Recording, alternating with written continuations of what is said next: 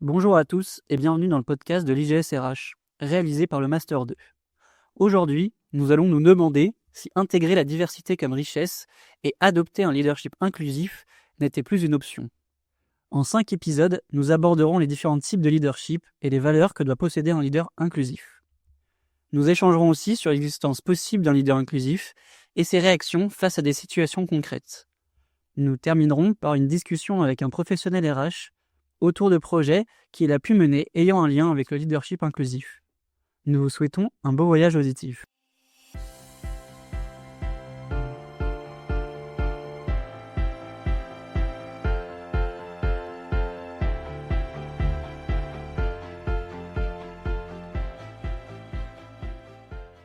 Aujourd'hui, avec Julien, Esther, Nathalie, Laurine et moi-même Margot, nous allons vous parler du leadership. Avant toute chose, il faut savoir qu'il existe plusieurs types de leadership. Chacun est adapté à des contextes et à des individus différents. Donc pour être efficace, un leader il doit développer ses compétences émotionnelles et sociales afin de s'adapter à chaque situation et donc de trouver le bon type de leadership. Cette approche, elle permet de favoriser l'inclusivité au sein des équipes et d'améliorer leur performance en s'assurant que chaque membre se sente compris et valorisé. Nous avons vu qu'il y avait des interrogations à ce sujet. Esther, peux-tu nous en dire plus s'il te plaît ? Oui, en effet, beaucoup se demandent quels sont les différents types de leadership existants et dans quel contexte sont-ils les plus adaptés. Aujourd'hui, c'est vrai que chaque entreprise a son propre style de leadership et c'est pas vraiment un hasard. Mais alors, comment expliquer les différents types de leadership et comment fonctionnent-ils ? Alors, Daniel Goleman, il s'est penché sur la question et il en a défini 6. On va les voir avec des exemples concrets. D'abord, on a le leadership directif. Ici, le leader, il va vraiment imposer une vision claire et il attend une exécution immédiate. Faites ce que je dis. C'est parfait en temps de crise. Pour illustrer le leadership directif, vous pouvez penser à un pompier en intervention. Il va donner des ordres précis pour agir vite et efficacement. Ensuite, on a le leadership visionnaire. Lui, il va vraiment inspirer, donner une direction, mais il laisse une certaine liberté. Vous pouvez penser à Steve Jobs. Steve Jobs, lui, il poussait ses équipes à innover sans tout contrôler. Et ça, c'est vraiment idéal pour transformer une entreprise. Sur le troisième style, on a le leadership collaboratif. Alors ici, l'humain, il est vraiment au centre. Là, il y a une cohésion, un bien-être. Pour donner un exemple, on peut penser à un manager. Un manager qui, après une période tendue, il va organiser un team building pour finalement ressouder son équipe.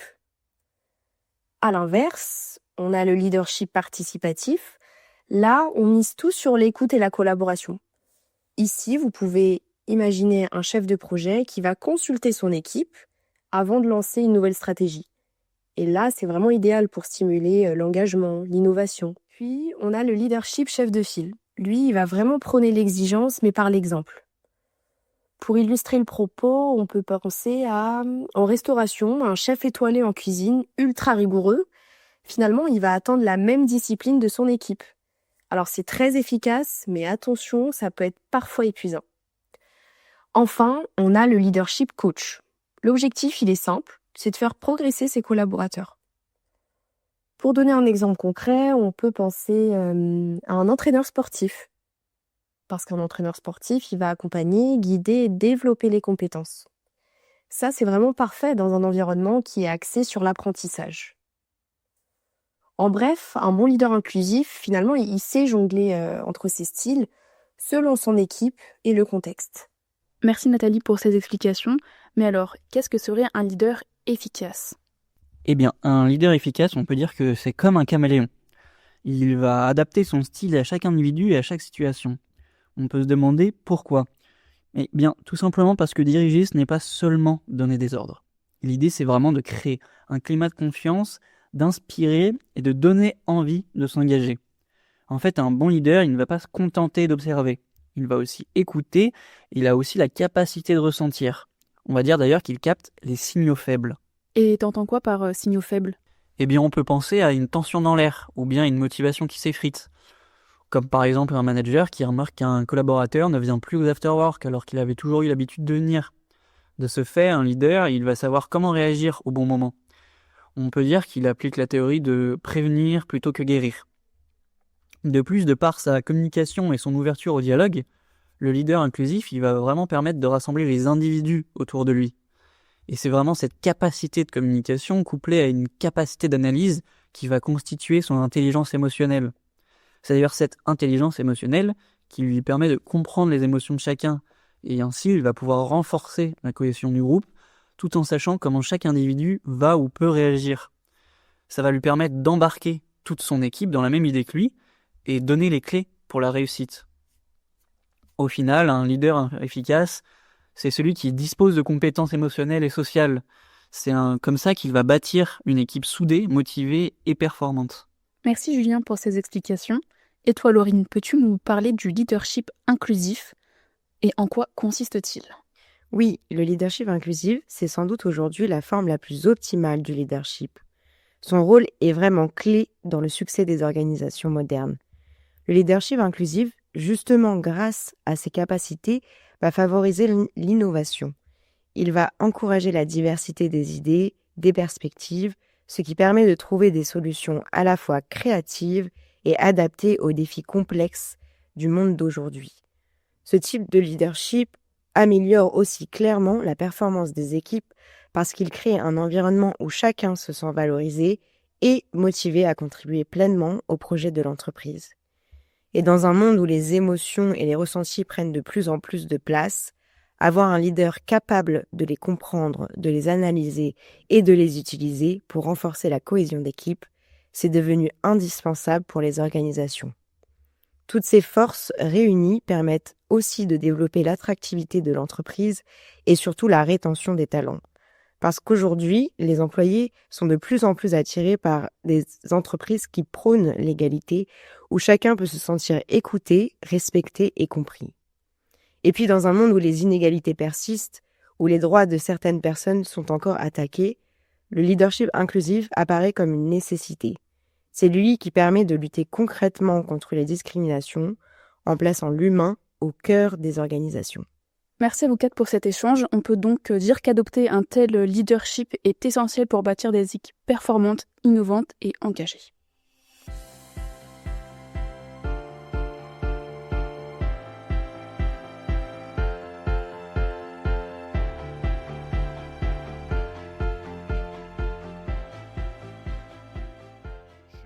Bonjour, bienvenue dans le deuxième épisode de ce podcast sur le leadership inclusif.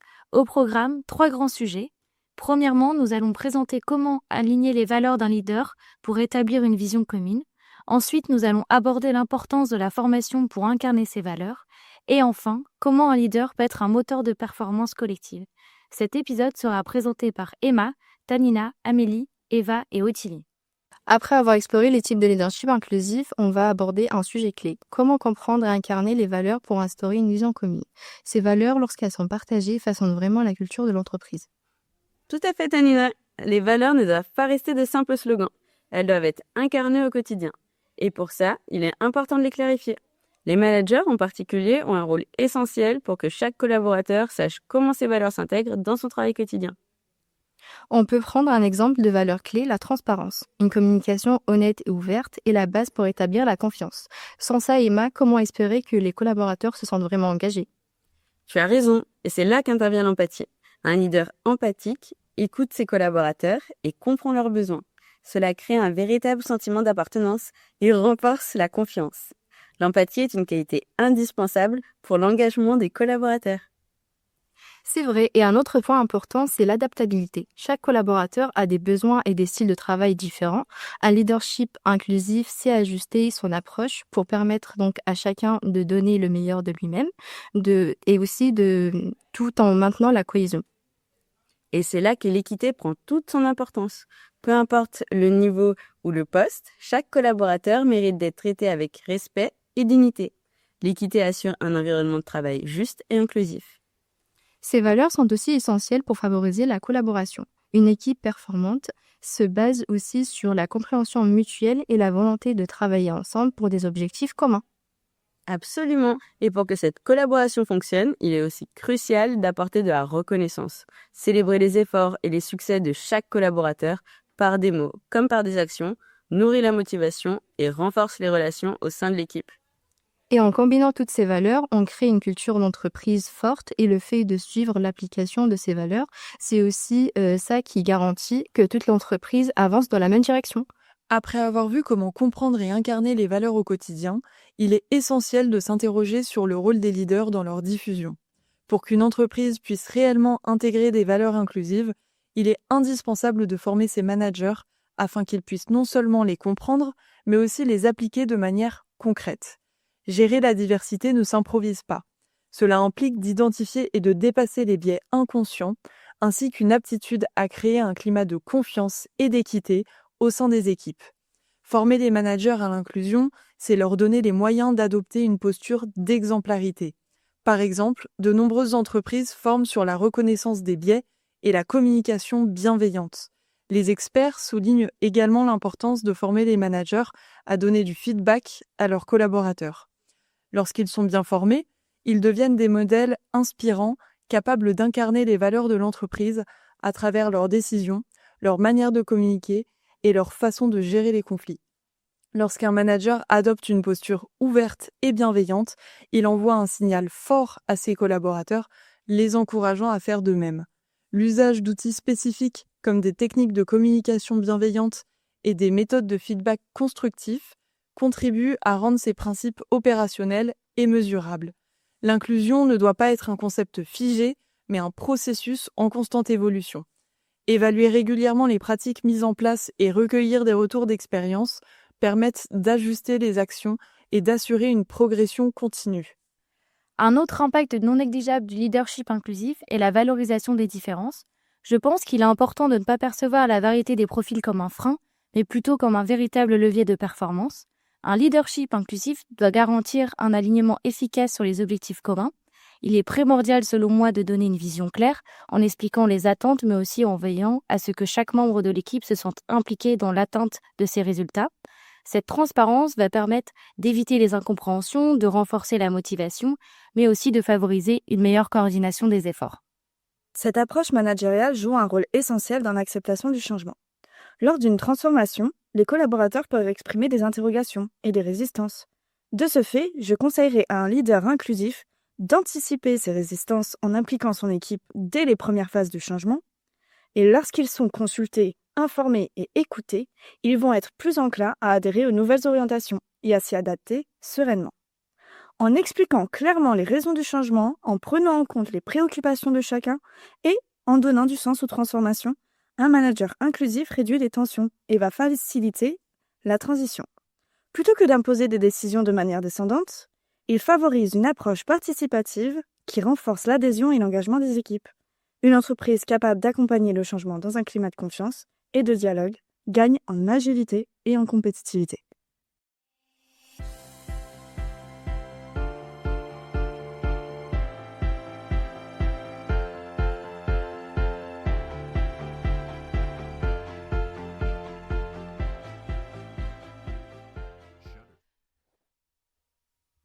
Bonjour, bienvenue dans le 3e épisode de ce podcast sur le leadership inclusif. Au programme, 3 grands sujets. Premièrement, nous allons établir la to-do list du leader inclusif. Ensuite, nous allons poser la question suivante. Est-ce qu'il existe aujourd'hui un leader qui incarne le leadership inclusif ? Et enfin, comment un leader inclusif peut-il être en accord avec ses valeurs tout en évoluant dans un contexte parfois défavorable ? Hissène présentera cet épisode et Tina, Louise, Samia et Gaëtan prendront la parole sur le sujet. Maintenant que nous en savons plus sur les valeurs, nous allons nous intéresser à la to-do list du leader inclusif. Le terme leader inclusif peut paraître flou pour beaucoup d'entre nous. Alors selon vous, quels seraient les éléments pouvant le définir ? Plusieurs me viennent en tête. D'abord, un leader inclusif doit fédérer une communauté en apportant une vision inspirante. Il doit aussi créer un environnement sain où chaque individualité est valorisée et peut se développer. Ces principes devraient être la norme, et pourtant la réalité en est bien éloignée. Alors comment un leader inclusif peut-il réellement les mettre en place ? Je dirais qu'il faut des actions concrètes. D'abord, fixer des objectifs SMART en matière de diversité et d'inclusion. Ça permettra de donner une direction claire et d'évaluer les progrès. Ensuite, il faut former et sensibiliser les équipes, car l'inclusion ne se décrète pas, elle s'apprend. Il doit aussi créer des espaces de dialogue, encourager la remise en question et donner à chacun les outils pour mieux comprendre les enjeux de la diversité. Oui, mais surtout, il montre l'exemple. Un leader inclusif incarne au quotidien les valeurs qu'il défend. Il doit aussi prendre conscience de ses propres biais, car nous avons tous des préjugés inconscients qui peuvent influencer nos décisions. Par ailleurs, lorsqu'une situation l'exige, il sait réagir au bon niveau, sans tomber dans la complaisance ou dans l'excès d'autorité, et il respecte également ses obligations légales. Tout à fait. Et en appliquant ces principes, il ne se contente pas de prôner l'inclusion, il la fait vivre au sein de son organisation. D'accord, maintenant qu'on en sait un petit peu plus de ce qu'est un leader inclusif et des actions qu'il peut mettre en place, une question se pose.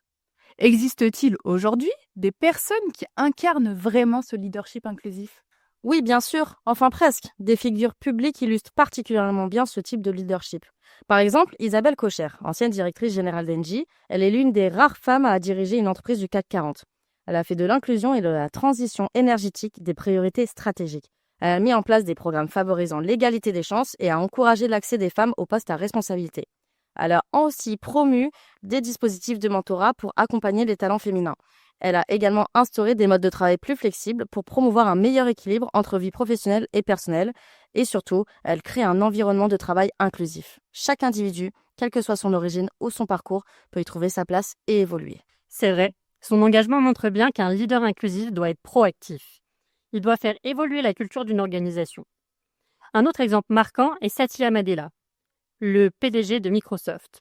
Il a profondément transformé le fonctionnement de l'entreprise. Il a mis l'accent sur l'empathie, la collaboration et l'apprentissage continu. Il a instauré une culture où l'échec n'est plus stigmatisé, mais est perçu comme une opportunité d'évolution. Ces actions encouragent l'innovation et la diversité des approches. Effectivement, M. Nadella a lancé plusieurs initiatives fortes en faveur de l'accessibilité et de l'inclusion. Sous sa direction, Microsoft a développé des technologies adaptées aux personnes en situation de handicap. Cela améliore l'accessibilité numérique. Il a aussi mis en place des programmes internes. Ces programmes visent à accroître la diversité au sein des équipes. Il est convaincu que la force d'une entreprise repose sur la richesse des points de vue et des expériences de ses salariés. Il est important de souligner qu'il n'existe pas de leader inclusif parfait, mais plutôt des personnes qui, par leur action et leur volonté, tendent vers cet idéal. Nous avons vu que le leadership inclusif repose sur des valeurs fortes. Mais comment un leader peut-il rester fidèle à ses valeurs dans un environnement parfois peu propice à l'inclusion ? Cela peut-il générer des conflits de valeurs ? C'est une très bonne question. Effectivement, les valeurs inclusives d'un leader peuvent entrer en conflit avec les attentes ou les normes imposées par certaines organisations ou contextes. Prenons un exemple. Imaginez un leader dans une entreprise qui valorise avant tout la performance. Souvent, cela se fait au détriment de la diversité ou de l'inclusion. Dans ce cas, il y a une réelle tension entre les impératifs de rentabilité et l'éthique inclusive qu'il défend. Oui, c'est là que la vulnérabilité du leader entre en jeu. Rester fidèle à ses valeurs dans un contexte peu favorable peut être difficile. Un leader inclusif doit parfois accepter de montrer sa propre vulnérabilité. Il doit reconnaître que le changement est complexe et que la route vers l'inclusion n'est pas toujours linéaire. Cela demande du courage, mais c'est aussi ce qui fait la différence. Le leader ne se cache pas derrière des compromis, il fait preuve d'humanité. Surtout, il est important de souligner qu'un leader inclusif ne doit pas tout porter seul. Il peut être une personne aidante, mais il peut aussi demander du soutien. Il peut se tourner vers ses équipes ou des mentors. Il ne doit pas hésiter à créer un réseau de personnes qui partagent les mêmes valeurs. Cela renforce sa posture et le rend plus résilient face aux défis. Le leadership inclusif, c'est aussi savoir s'entourer et défendre des valeurs dans un environnement parfois hostile. Effectivement, ce sont ces actions concrètes qui comptent. S'entourer de personnes qui partagent sa vision est crucial. Cela permet au leader de rester fidèle à ses principes, mais dans un contexte où l'inclusion est parfois mise à mal, il doit être flexible, il doit préserver son intégrité et ne doit jamais renoncer à ses valeurs. Cela nécessite un engagement constant, mais aussi une grande dose d'humilité.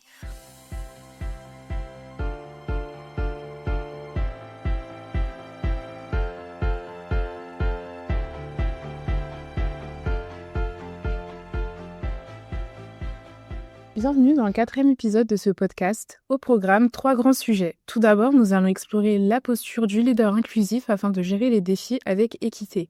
Ensuite, nous parlerons du courage managérial pour inspirer et engager les collaborateurs. Et enfin, nous aborderons des leviers concrets pour bâtir un environnement collaboratif et performant. Evana, Sarah, Kéliane, Axel, Lovatina et moi-même Salimatou animeront cet épisode et partagerons nos perspectives sur ces thématiques assez importantes. Dans un environnement en constante évolution, certaines situations paraissent plus difficiles à gérer que d'autres. Par exemple, Les conflits d'équipe, les décisions stratégiques ou encore l'intégration de nouveaux collaborateurs. Pourquoi ? Parce que ces situations impliquent des intérêts divergents, plusieurs acteurs et une part d'incertitude. Face à ces défis, un leader inclusif doit faire preuve de justesse et de flexibilité. Mais être juste, est-ce traiter tout le monde de la même manière ou ajuster son approche selon les besoins ? Et jusqu'où peut aller la flexibilité sans nuire à la cohérence d'une décision ? Justement, l'équilibre est là. C'est garantir l'équité sans favoritisme et sans pousser à l'extrême, ne pas aller vers de la discrimination positive et s'adapter sans perdre en crédibilité. D'accord. Et selon toi, comment on y parvient ? Tout commence par l'écoute active. Un leader inclusif ne se contente pas d'entendre, il s'assure que chaque voix compte, que chacun puisse s'exprimer sans crainte, mais écouter ne suffit pas toujours. Parfois, les tensions persistent et le rôle du leader devient celui d'un médiateur. Mais comment faciliter le dialogue sans prendre parti, ce qui peut s'avérer être très difficile ? Tout commence en clarifiant les attentes, en se recentrant sur l'essentiel et en aidant à construire une solution collective. Et quand une décision doit être ajustée, en restant transparent sur les raisons du changement et en veillant à maintenir une vision cohérente. Donc si je comprends bien, il faut savoir écouter, apaiser, ajuster. Trouver l'équilibre entre justesse et flexibilité est essentiel, mais encore faut-il oser assumer ses choix. Écouter et ajuster, oui, mais parfois il faut savoir trancher. C'est là qu'intervient une autre qualité clé du leader inclusif, le courage managérial. C'est quoi le courage managérial selon toi ? Moi, je définirais d'abord le courage. J'aime bien la définition de Nelson Mandela du courage avec justesse qui dit « Ce n'est pas l'absence de peur, mais la capacité de la vaincre. Ce n'est donc pas ignorer le problème, mais l'affronter. » J'aime beaucoup cette définition. Pour moi, le courage managérial passe par le fait d'oser dire ce qui doit être dit, de contradire lorsque cela est nécessaire, de savoir être ferme dans ses décisions et porter ses convictions. Mais dans quel but ? C'est important de communiquer honnêtement sur ses décisions et en expliquer les implications permet d'instaurer un climat de confiance. Cela joue également un rôle clé dans l'amélioration de la prise de décision et des performances collectives. Il favorise un environnement de travail où la confiance est encouragée et renforcée. Le courage managérial, c'est donc un atout essentiel pour l'entreprise, permettant de mieux gérer les situations complexes et de faire face aux défis. Mais attention, émettre un conseil honnête, oui, mais cela doit rester constructif et faire avancer les choses dans le bon sens. Nous allons voir comment.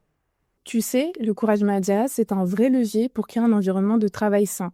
Et quand on y pense, un cadre sain, c'est quoi au juste ? Alors, c'est 3 choses essentielles, l'équité, la collaboration et la bienveillance. Mais pour toi, ça représente quoi exactement ?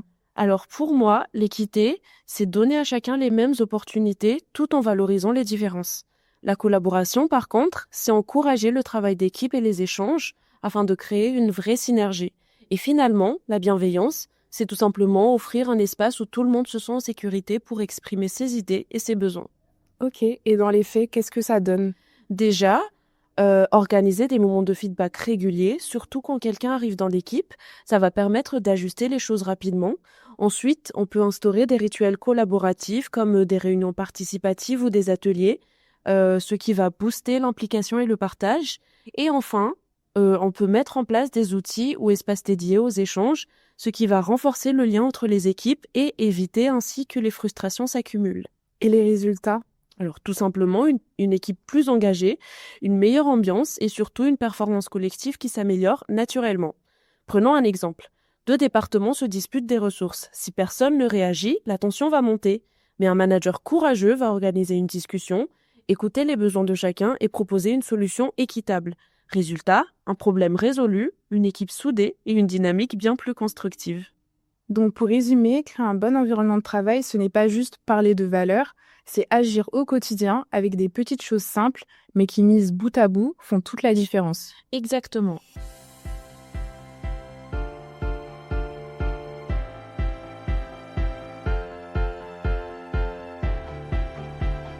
Bienvenue dans le 5e épisode de ce podcast sur le leadership inclusif.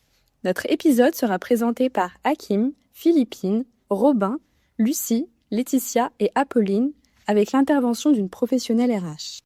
Placer l'humain au cœur du management, c'est adopter des valeurs fortes comme la transparence et l'équité.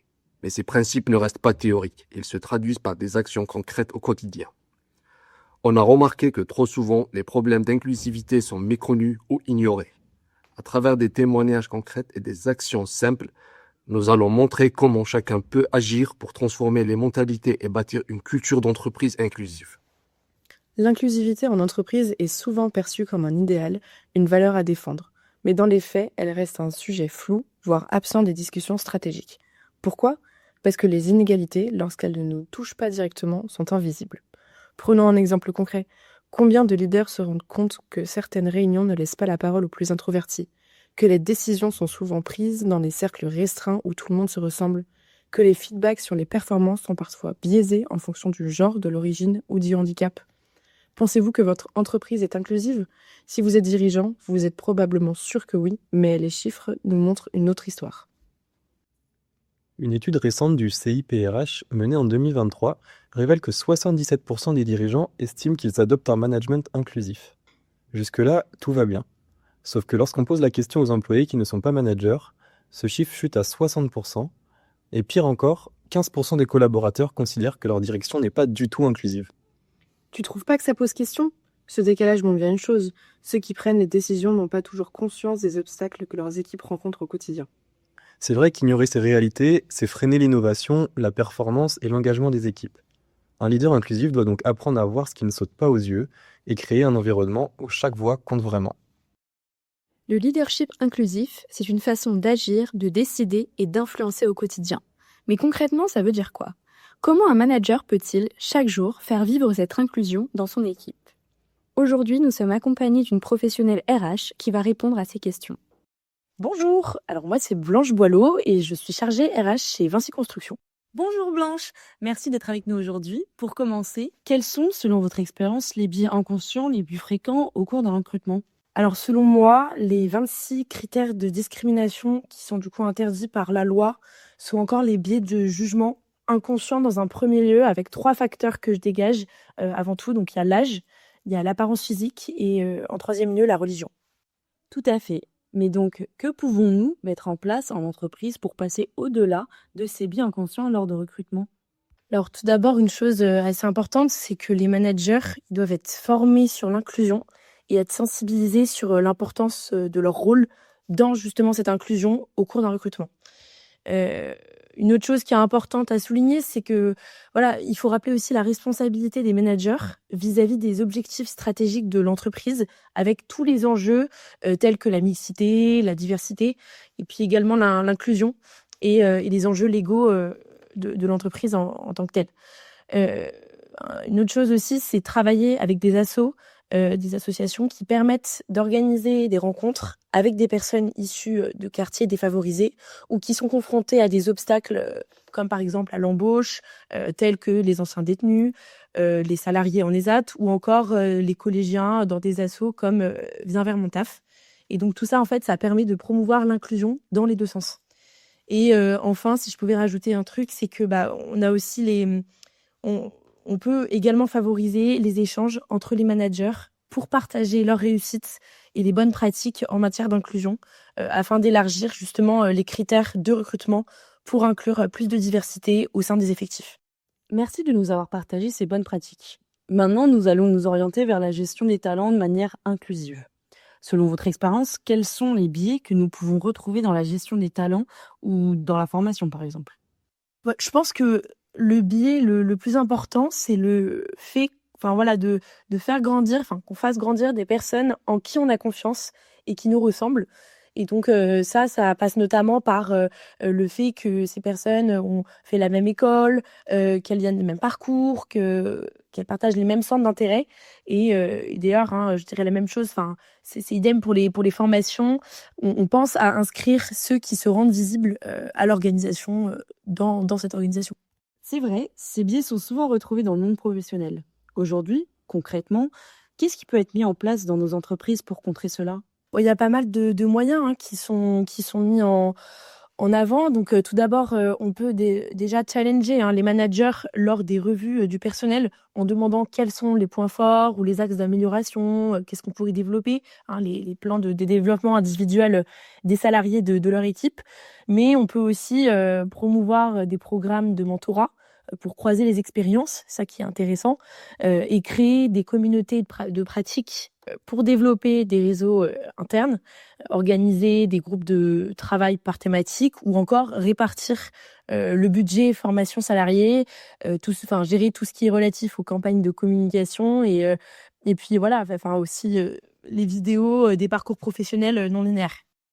Ce sont d'excellents points, merci. Nous allons pour finir parler de l'importance d'un espace inclusif. Selon vous, qu'est-ce qu'un espace inclusif et est-ce que cela peut contribuer à la réussite commune ?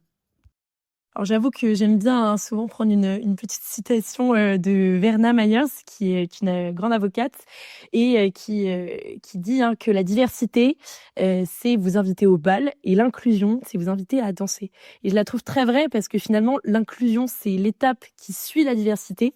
Et elle crée les conditions pour que tout soit toute personne finalement soit naturellement inclus. Et donc si je devais répondre en tant que tel, l'espace inclusif, c'est un environnement où les stéréotypes, les biais culturels, cognitifs, sensitifs, etc., et les préjugés ne s'expriment plus et où la discrimination n'est plus présente. L'inclusion, c'est également reconnaître l'autre dans sa singularité. Et il y a des approches propres, tout ce qui est relatif à la légalité, l'organisation, etc. Et parvenir à invisibiliser ces différences en créant un collectif orienté performance globale. En effet. Mais donc, comment peut-on mettre en place un espace inclusif ? Un espace inclusif, il est quand même, c'est important si on veut que chaque collaborateur puisse exprimer son plein potentiel. Et donc, ça passe notamment par une stratégie RH, politique DEI claire et visible, qui rappelle du coup les comportements à adopter, à respecter aussi pour une meilleure équité. Ce qui est important, c'est aussi de valoriser les actions solidaires, valoriser les talents, mieux sensibiliser, former et puis toujours communiquer sur ce qu'on fait en local. Merci beaucoup Blanche d'avoir pris le temps de répondre à nos questions et de nous avoir partagé des bonnes pratiques et votre expérience sur le leadership inclusif.